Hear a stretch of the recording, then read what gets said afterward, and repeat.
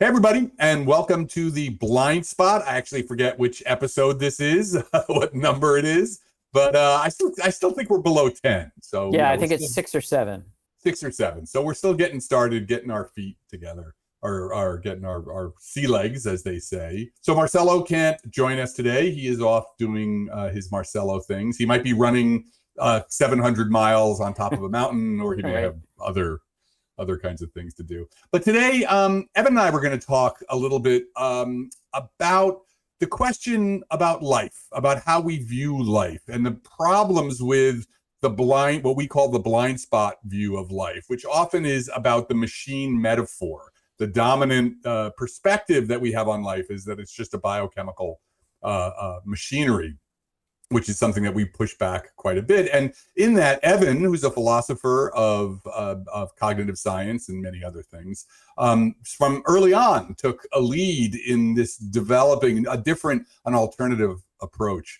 So, Evan, why don't we just start with you? What was your background, like especially coming up and then, in your education that sort of moved you away from this sort of view of like, oh, life is just, it's a bunch of physics and chemistry and that's how we should describe it? Yeah. Well, it's kind of a meandering journey.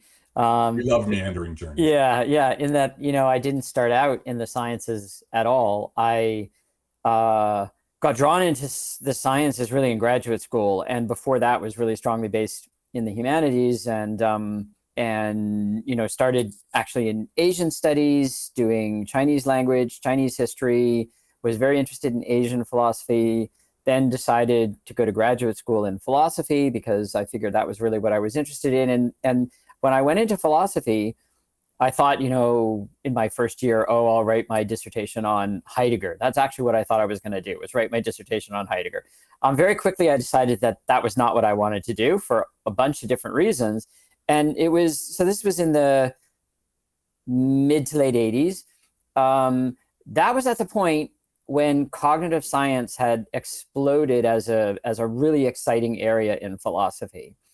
And so I think I took a philosophy of mind course or a seminar in cognitive science, and we were reading, Chomsky and Fodor and Dennett and all these kind of foundational luminary figures. And I thought, well, this is actually really interesting. This is current thinking, not something back in the history books. And I very quickly, focused on that as my main area of interest. And what happened is that it connected me back to things that I had been exposed to and interested in when I was a teenager before I went away to college. And that was through the Lindisfarne Association, founded by my father, William Irwin Thompson, which was where I grew up in the 70s and was homeschooled. And it was there that I had met people like Gregory Bateson and Francisco Varela and James Lovelock and Lynn Margulis. And so I had been exposed to this other way of thinking about science and life and information and patterns. And I had always been really interested in that, but had sort of left it. And then when I got interested in cognitive science, I realized, there's a connection to this, earlier stuff. And it kind of took off from there. Yeah, so let's talk a little bit about that, because this is the thing that fascinates me about you. And I didn't know this when the New York Times asked me to review your book, Waking, Dreaming, Being. I had seen the book you had written with Francisco, the very famous The Embodied Mind, but I never made the connection with William Irwin Thompson. So just, I'll say it, because it's maybe easier for me to say it. Evan is a very famous philosopher, but his dad was also a very famous, how would you say, cultural historian.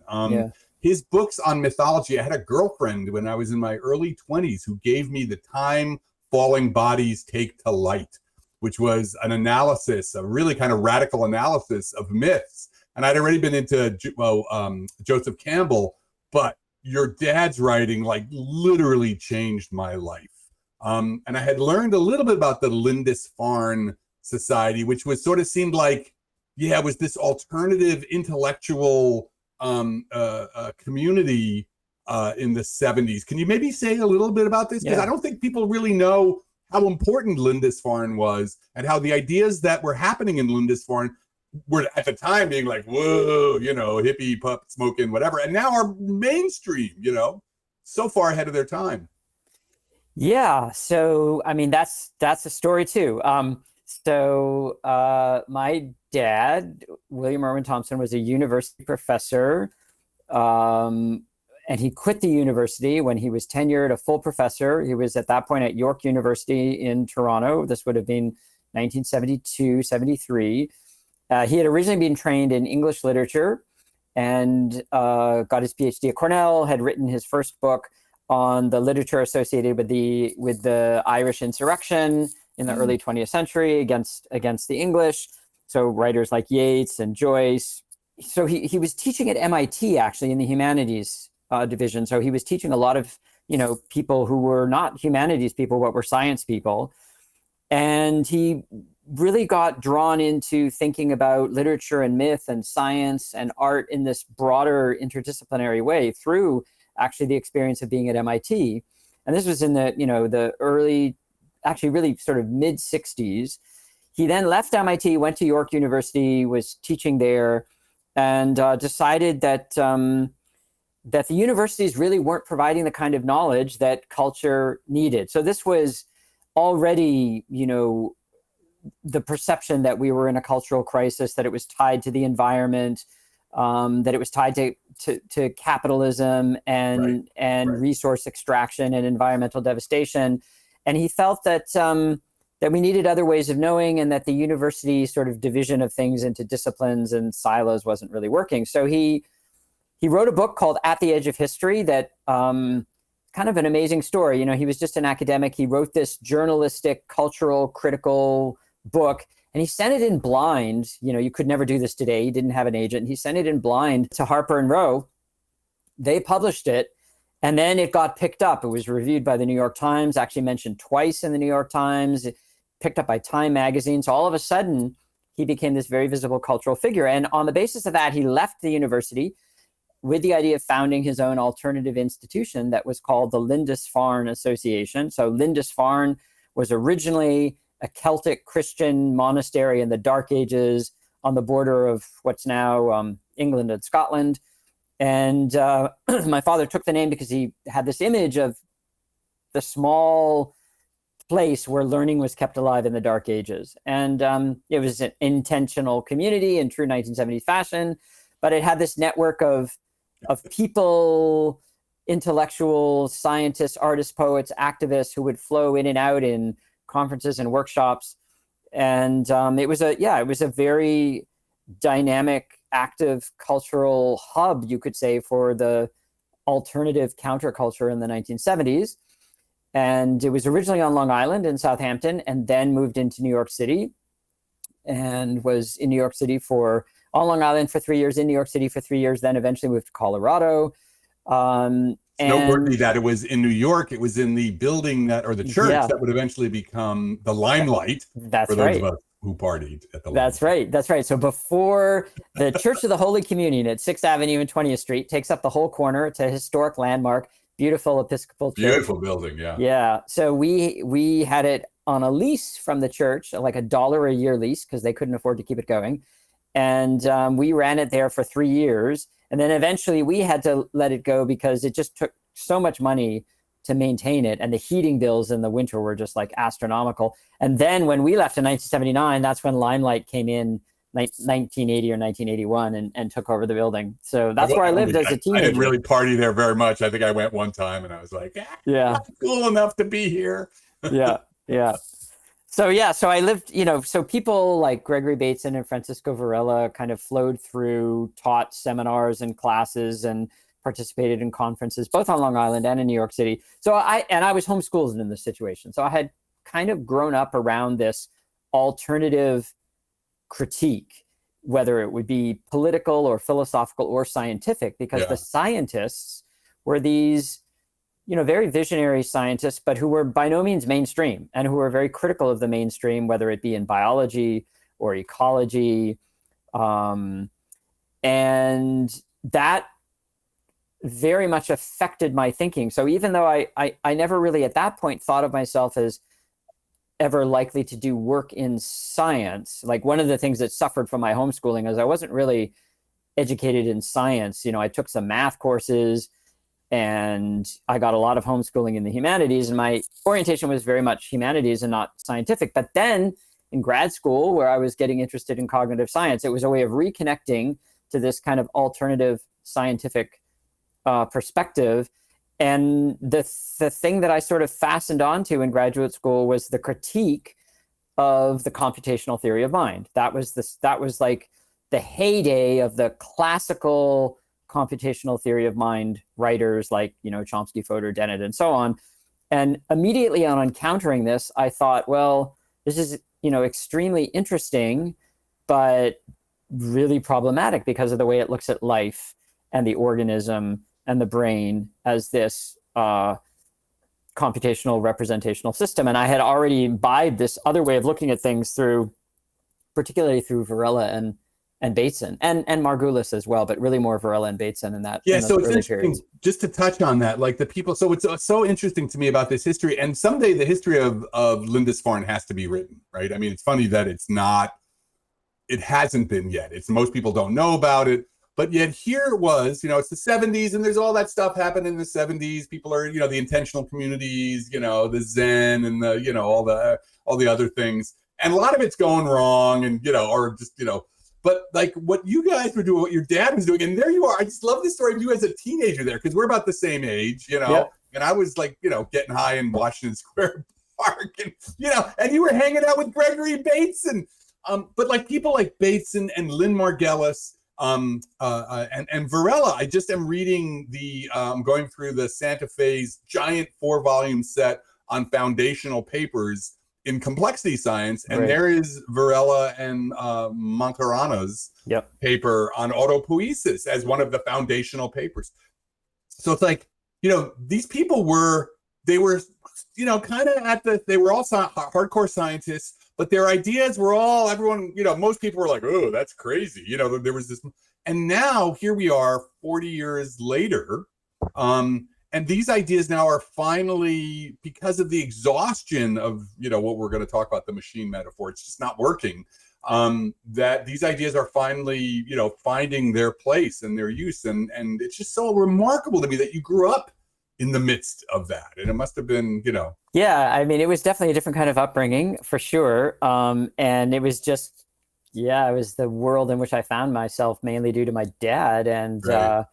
And I was always kind of, like a bookworm, sort of intellectually oriented kid. So I was fascinated by all of it.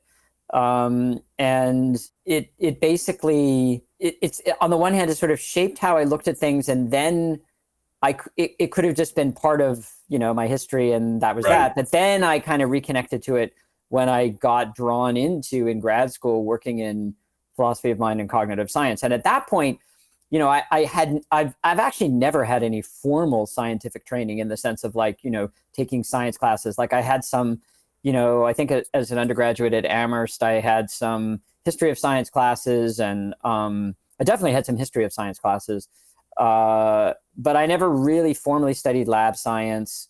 And it was in graduate school that I then started trying to re-educate myself by basically, reading a lot of textbooks, but more than anything, going to work with Francisco Varela in Paris in his lab. I actually learned, what I know of neuroscience and biology through being in a lab and just being told, oh, if you want to understand, this part of the brain or this way of analyzing the brain, you should read these papers and, talk to me. This would be Varela, talk to me about them. And so it was this more like kind of in a lab apprenticeship thing, talking to the other grad students and postdocs there. So one of the things that I feel really grateful for about that is that, unlike maybe some other philosophers who do philosophy of science, but who just come at it through philosophy, I actually spent a lot of time in a neuroscience lab. So I sort of I have a feeling for how scientists,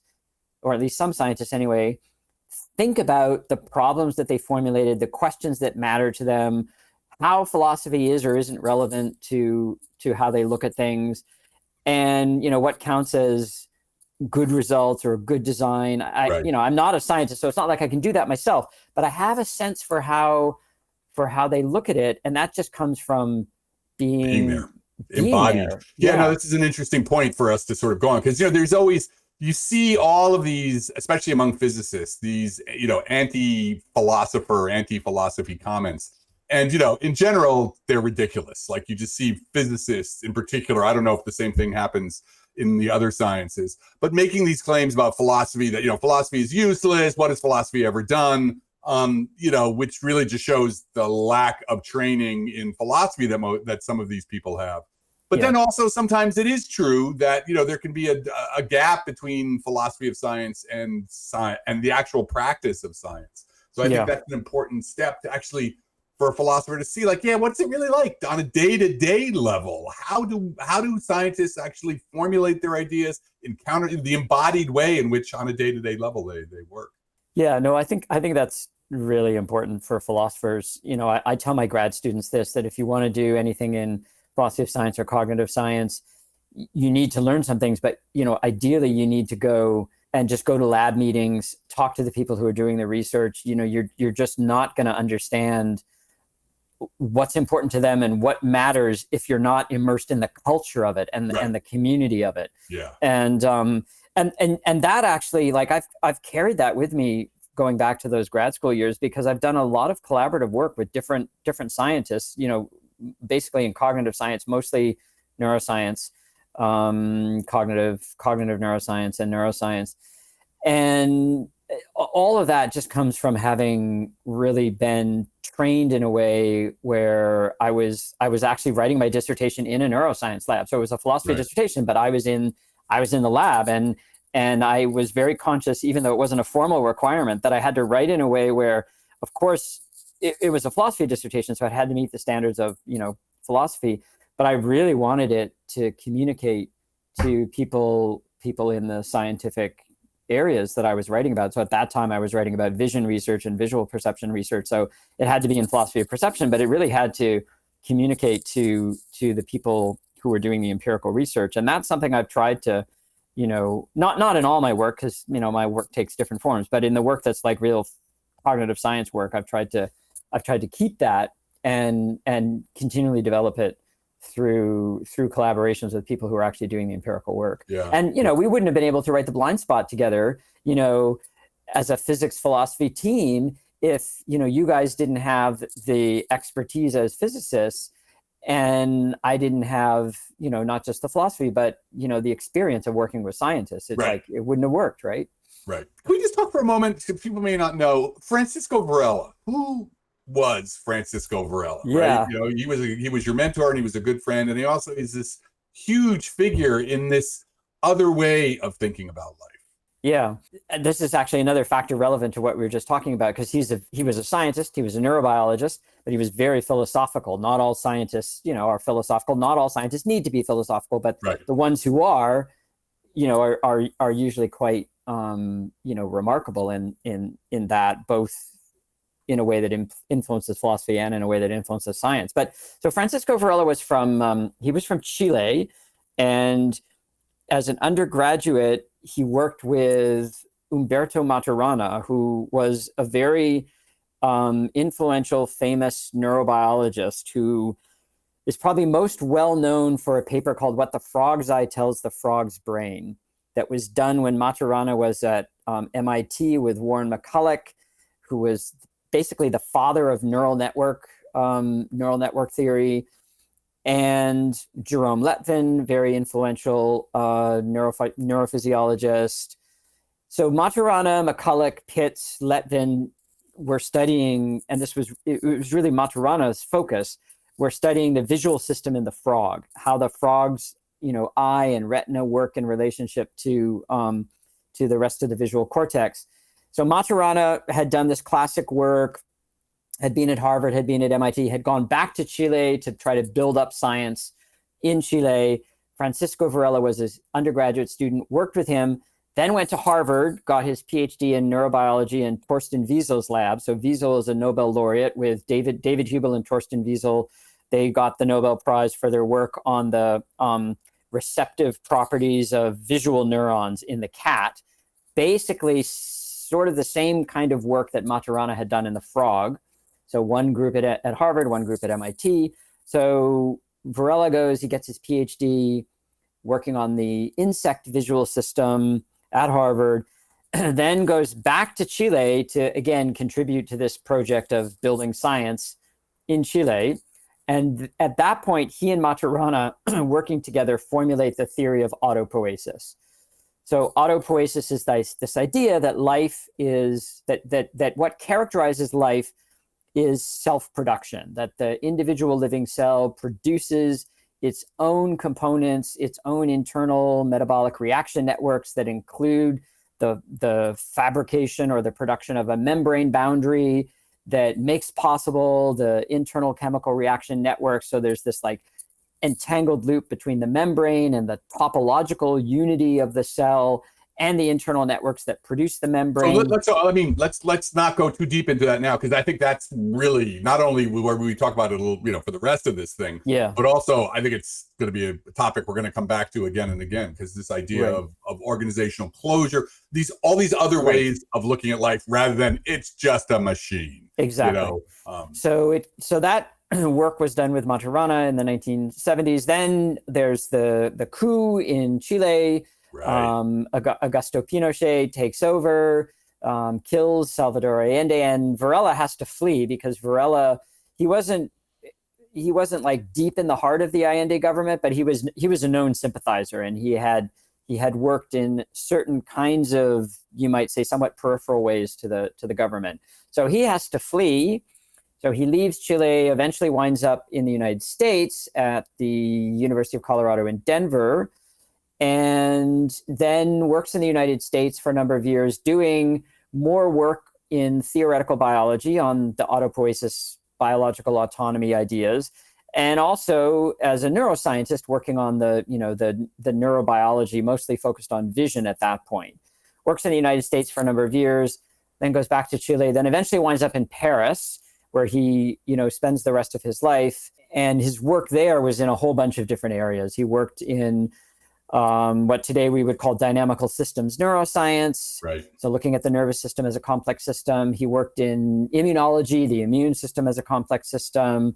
He, as a very philosophical scientist, he had become a practicing Buddhist.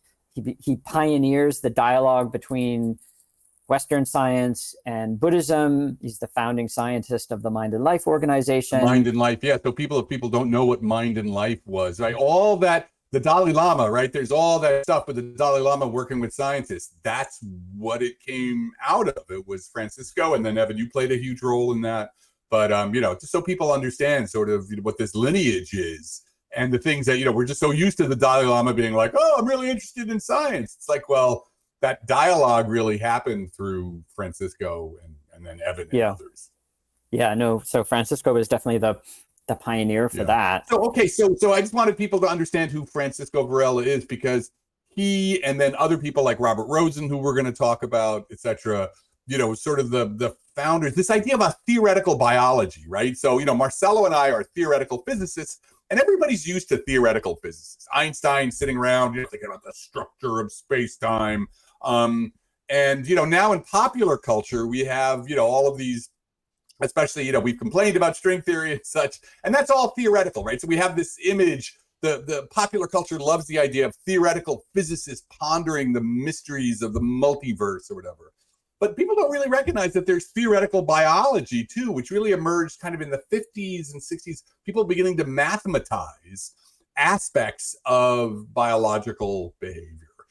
Including all the way up, not just like, looking specifically at vision systems and coming up with equations for how, neurons pass information along, but all the way up to like this very abstract idea of how organisms are organized. So I think that's something that most people don't realize, that there's this very high level theoretical biology, which is just as freaky in terms of its big ideas as things you'll get in theoretical physics. Yeah, I would say that there's maybe multiple lines that now today have converged, but that started independently for that theoretical biology project of trying to specify in an abstract way the organization that makes something a living thing. So one line comes from University of Chicago, Nicholas Reshevsky, already, I guess, in the 30s, 40s, the mathematical biology group there. Robert Rosen comes out of that. So Rosen is someone who worked in mathematical modeling and theoretical biology. I think he died in the 90s. He was based in, if I remember, Nova Scotia, Dalhousie University, I think. So there's that line. Then there's a line of Tibor Gonti, his work on the kimeton model. This is in Hungary. Right. So his work looks at what's required organizationally for there to be systems that produce themselves and have a kind of open-ended evolution through unlimited heredity. So he develops model of that, his kimeton model. And then there's Maturana and Varela, who basically ask the question, how does something need to be organized to have a self-producing autonomy? And that gives rise to their concept and models of autopoiesis. And these are all independent streams in the 60s, 70s, 80s. And now, today, they're all recognized as different attempts really to understand biological organization, like what's required for life to do all the things that it does. Like, what's the sort of minimal bedrock organization that you need for that? Stuart Kauffman, another person, he comes out of the lineage of McCulloch and that group in MIT. So all these different theorists are concerned with that question. So let's distinguish for a minute now, right? So the standard model that everybody has when we talk about the origin of life, or the kind of biochemistry centric, and then what's called the modern synthesis of Darwinian evolution with DNA and the macromolecule, the dynamics of macromolecules. What we call the machine metaphor is this idea that it's really all rooted kind of in a physics sort of perspective. It's like, look, what you have is you have particles, you have atoms. We don't have to go down to subatomic particles. You have atoms. Atoms make molecules. Molecules make chemistry possible, right? And so what life is really is just a biomolecular machine, right? That has a programming. It's kind of like a computer with, there's software and there's hardware. The software is the DNA. The genes are all you need, right? This is very much Dawkins's misplaced idea that the genes are all you need. Once you have the genes are the blueprint. You just run the blueprint through the computer, which is the physical, biochemical machinery of ribosomes and everything. And then, it's just all basically mechanism. There's nothing more. And that eventually, if you thought about it hard enough, you'd be able to see how these biomechanical, biomolecular mechanisms lead to all the things that life does. So that's this idea that it's no different from a car. It's just a very, very complicated car, right? But that is not what this other view is looking at. This other perspective, and this is where I want to take us back to, because it seems like, because you're the one who's introduced me all this, it was founded on a very different philosophical sort of question, which, as you said, was about organization. What makes life unique is its organization. And I want to start with, in thinking about this, is Hans Jonas. Let's talk a little bit about Hans Jonas, because it seems to me he was almost right. I mean, he was starting, he sort of laid some of the groundwork. So there's this very famous quote from Hans Jonas, which is that only life can know life. So let's just go back to that, to Hans Jonas. I want to talk a little bit about Hans Jonas, and particularly that chapter in the book you sent me. What is it? The Phenomenology of Life. But, is God a mathematician? Right.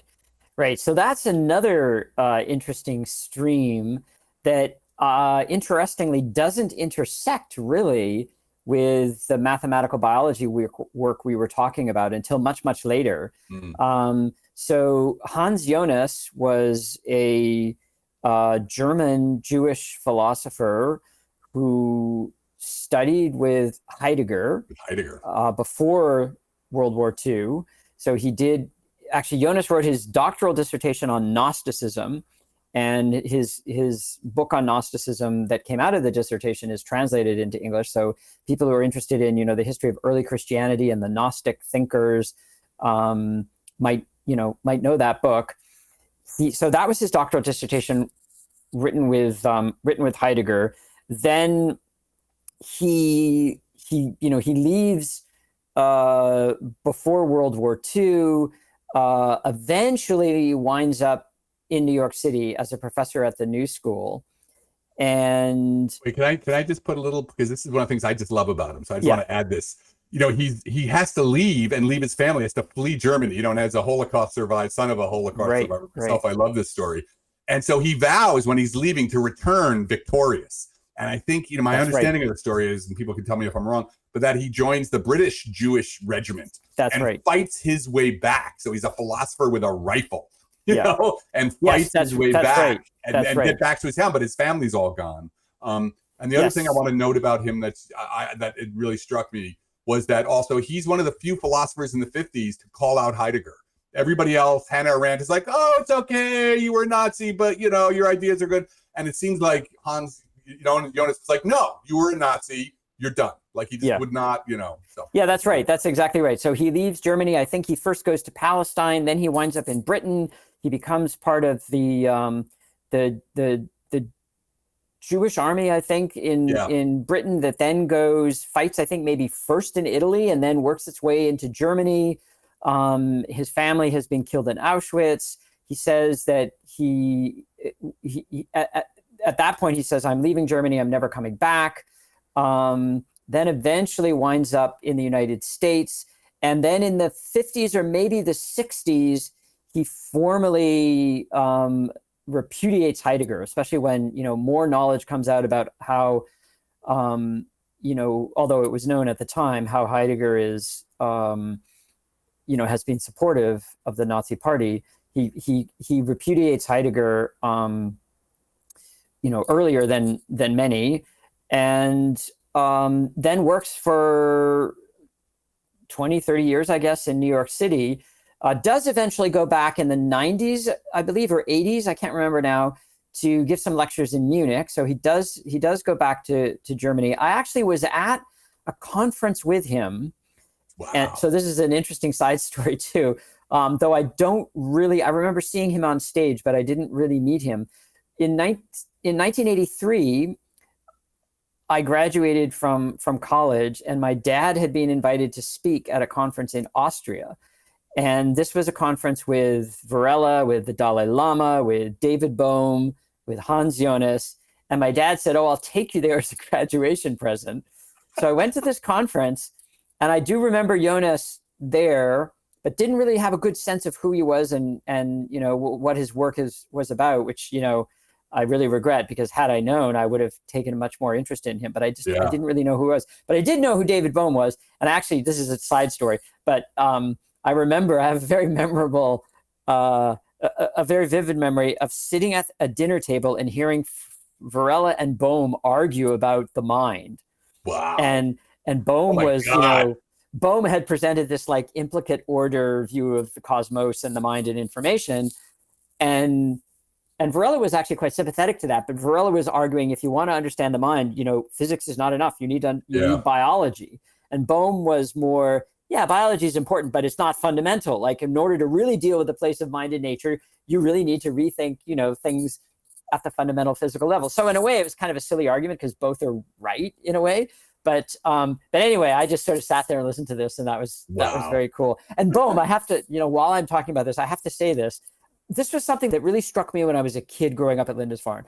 There were certain people who would speak to the kids just like they were anybody else. They didn't talk down to them. They didn't sort of, you know, oh, you're a kid, I'm not interested. They just like talk to the kids like they were people like anybody else. And they would engage them in like conversations about ideas. So Gregory Bateson was like this. Wow. Gregory Bateson would, you know, I was like 13 or 14. He would just come in and, you know, talk to me as if I was anybody whose opinion would be interesting. He was an anthropologist, so he was probably used to this from field work. But Bohm was very much like this, because I had just graduated, and he said, oh, you're going to study philosophy. You know, what are you interested in? And at that point, I said, oh, I'm interested in Wittgenstein and Heidegger. And Bohm looked at me and he said, the philosopher I think is really interesting and underappreciated is Whitehead. So I mentioned Wow. that because Whitehead plays such a huge role in our For blind us, yeah, spot in the book, blind right? spot. Yeah. And my dad had really been into Whitehead as an undergraduate when he was studying philosophy. So I knew who Whitehead was, but I had sort of not really thought I would I ever just love study these stories. So Whitehead. I always ask Yeah. you these stories because, like, yeah, when I graduated, once again, I took a year and a half off, and I was like the bouncer at the Rocky Horror Picture Show. I was high That's half the cool. time, listening to whatever Joe Jackson, and Right. you were sitting with David Bohm. It's like, no, but Yeah. I think they're awesome stories.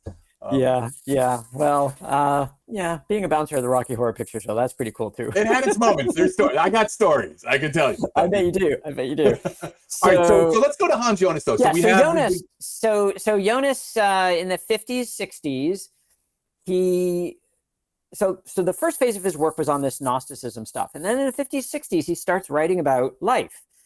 And he's one of the first philosophers to really write about life in a way that's responding to advances in biology in the 20th century.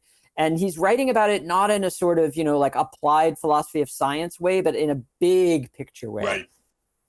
The title of his book is The Phenomenon of Life.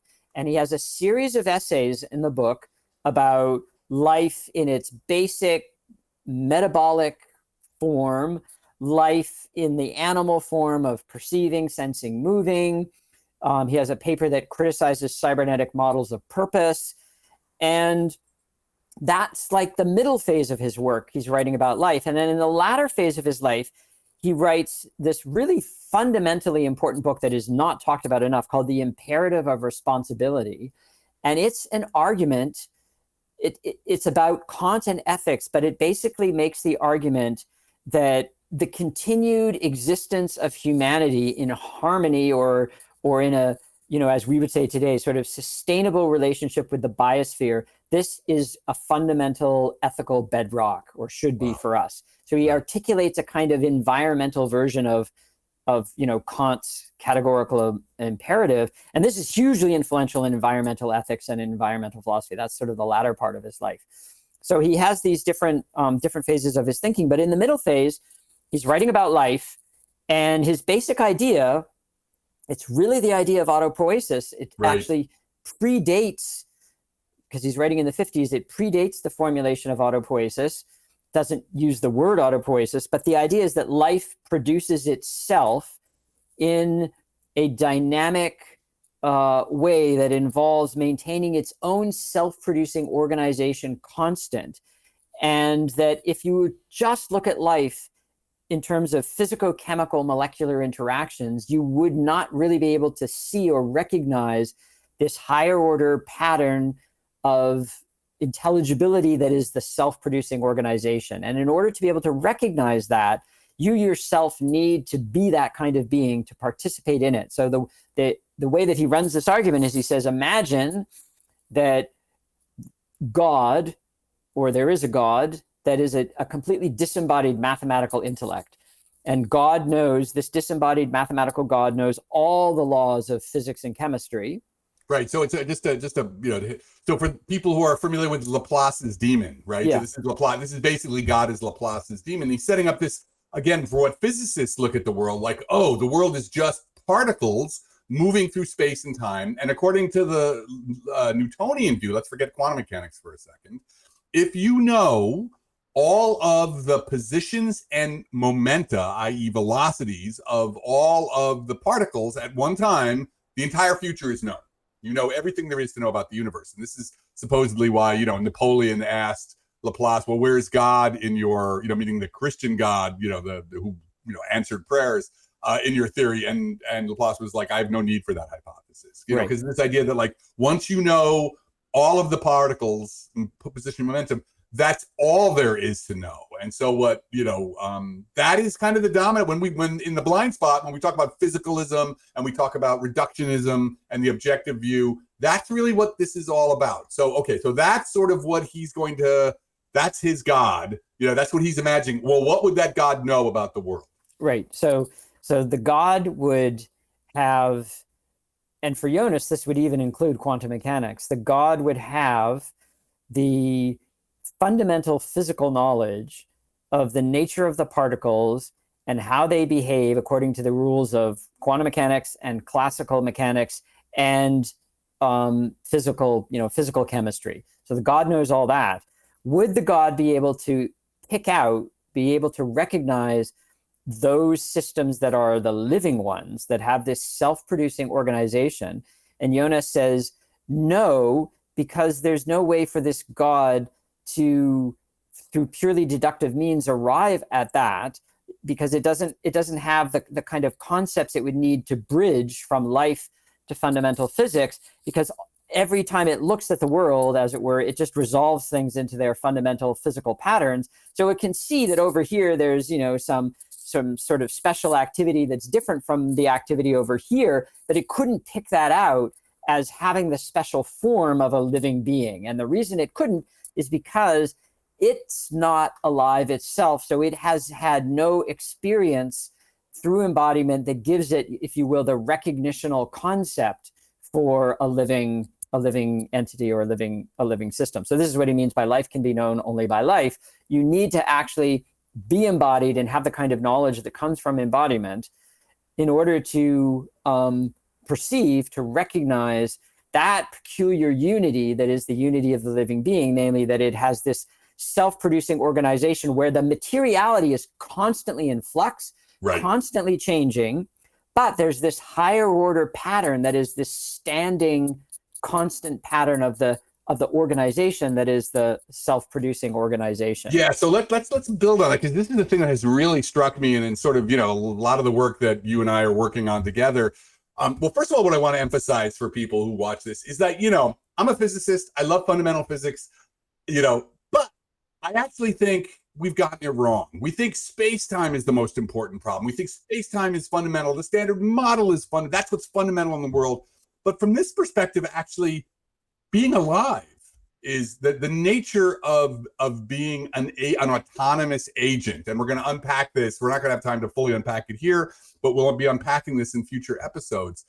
That's actually fundamental. There is a question of absolute fundamentality that is like, the questions of the deepest nature, which have to do with being an organism. Because as Jonas points out, and I got to recommend the article or that chapter, it's slow going. He's a very closely reasoned argument, but it's one of the most beautiful, cogent arguments against reductionism I have ever seen. I mean, it's devastating to me, to the reductionist sort of perspective.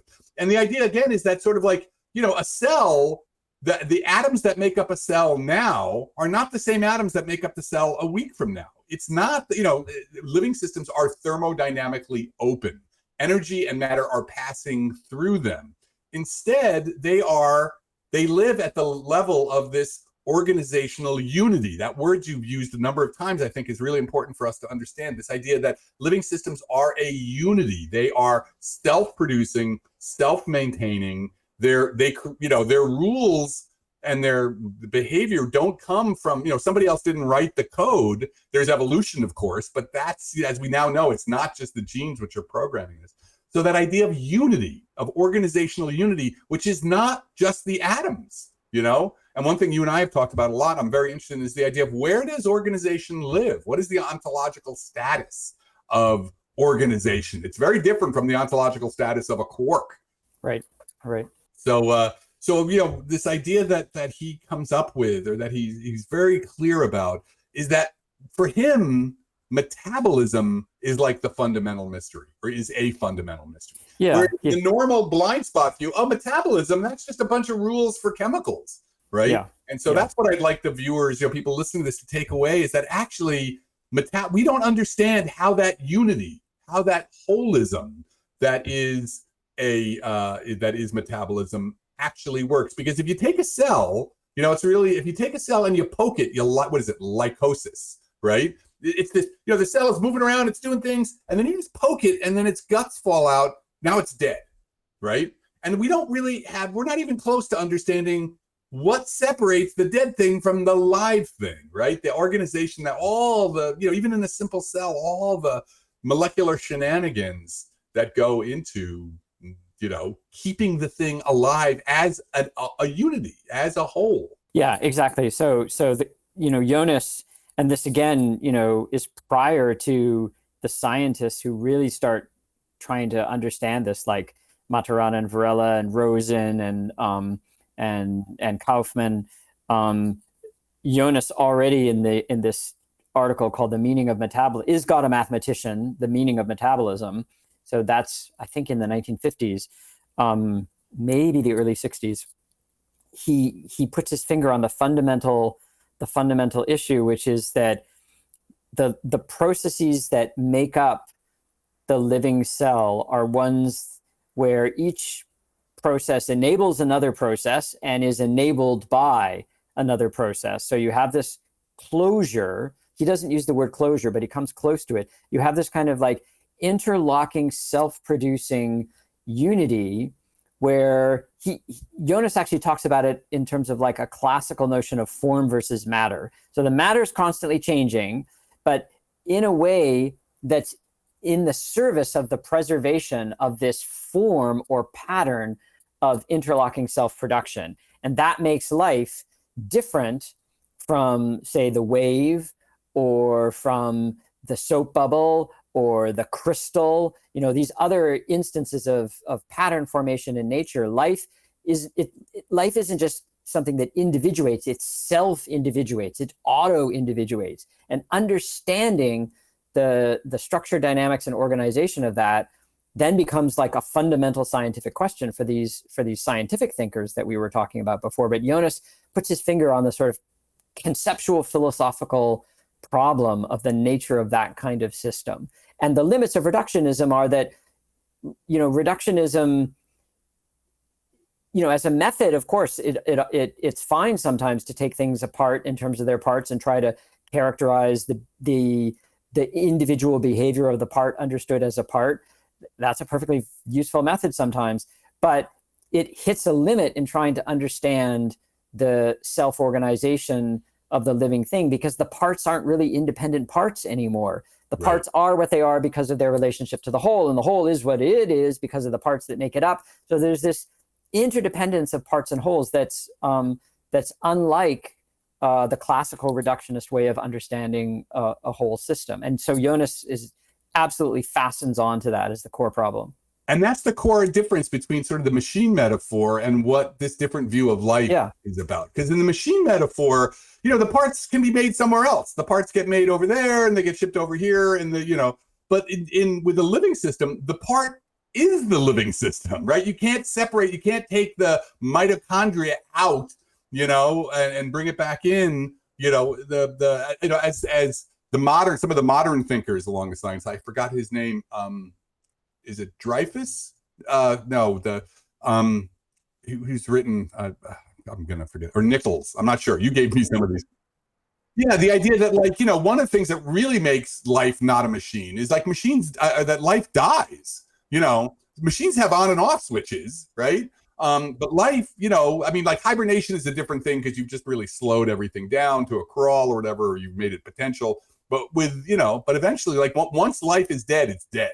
There's no turning it back on. Again, this idea of holism. Once you break that holism, that closure, then the whole thing is over. So, this recognition that and this is important for when we think about AI and such, there is nothing we have built that is even close, machine-wise, to having that autopoietic self-maintenance, self-creation. That's right. Yeah, absolutely. So I mean, the fundamental thing about an autopoietic system is that it's autonomous. It produces itself and it functions in the world as an agent, because in producing itself, it alters the environment and alters its own boundary conditions in a way that's in the service of its own continued self-production and activity. And that makes it an agent, unlike any use of the term agent in AI, which just basically refers to an entity that, does something.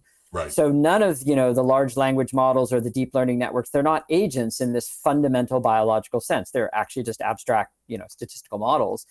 And we haven't come close to being able to create or synthesize agentic systems in that fundamental sense of biological agency. That's right.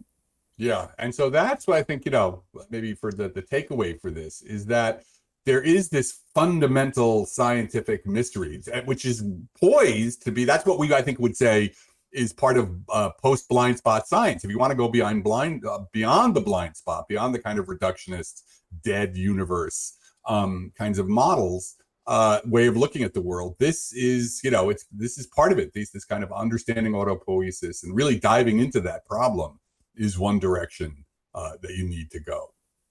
Yeah, absolutely. I would say understanding living agency, how through this kind of closure that we talked about, organizational closure, this self-producing loop, how that creates systems that are individuals, that behave as agents, that alter the world, that construct worlds for themselves, that thereby, specify meaning and relevance.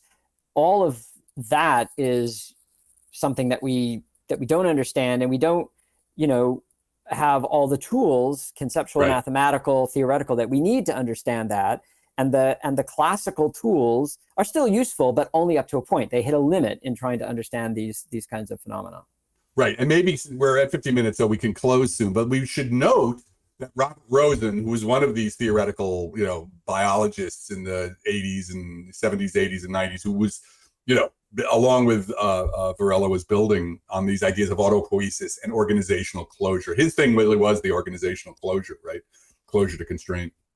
But he had a proof. He did a proof using what's called category theory, which is still very contentious. But what his claim was, his proof showed that living systems that have this metabolic causal closure, are not Turing computable, which would mean that, fundamentally, they're not amenable in their entirety to being described by formal mathematical systems, which means that life is not reducible to mathematical models.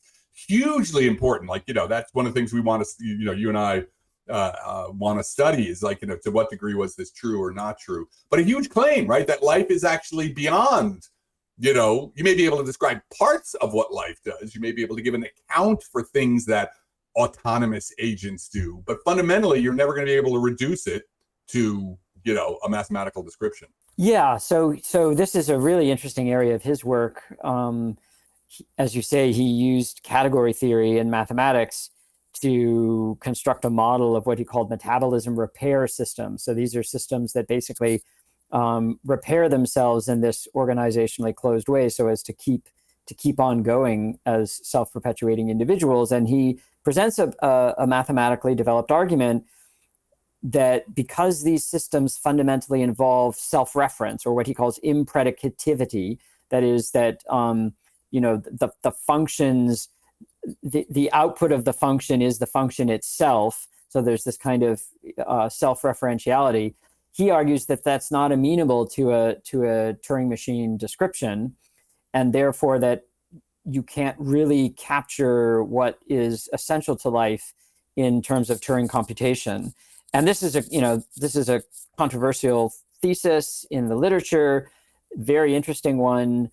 But it's precisely the kind of thesis that needs a rigorous evaluation, so that we know the limits or applicability of computational models in the sort of classic Turing sense. So Rosen, I would say, it's not that he thought you couldn't mathematically model life. It's more that you would need new kinds of mathematics that would not be reducible to algorithmic computation, and that's really radical. Yeah. Right. So that's probably a good place to stop. We hope that this was interesting for our listeners. It certainly is interesting to me. Almost everything we've talked about, Evan introduced me to, and those papers have blown my mind.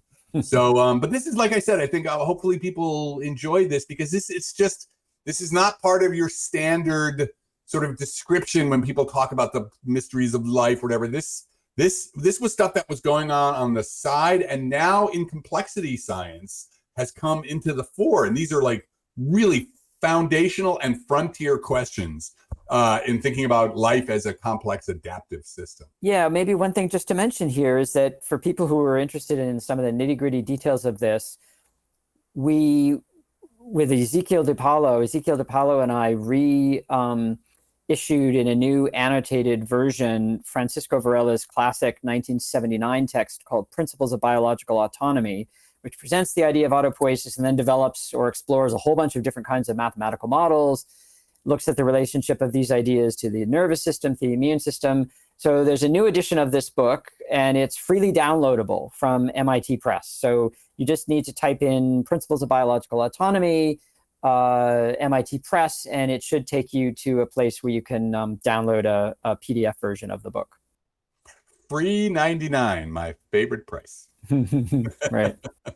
All right. Well, that's great. So, Evan, it was a pleasure talking with you again. And I look forward to I think next time we'll probably have all three of us together. And eventually also we're going to have some guests as well. So if people on the comment section want to suggest guests. Oh, yeah. Good idea. People should suggest people you'd guests. like us to talk to, but that's in the offing. Yeah, we've got a list of people going in our own minds of guests, but yeah, if people suggest guests, that's a great idea. That'd be great. All right, everybody. Well, have a lovely day, and we'll see you next time. All right, bye.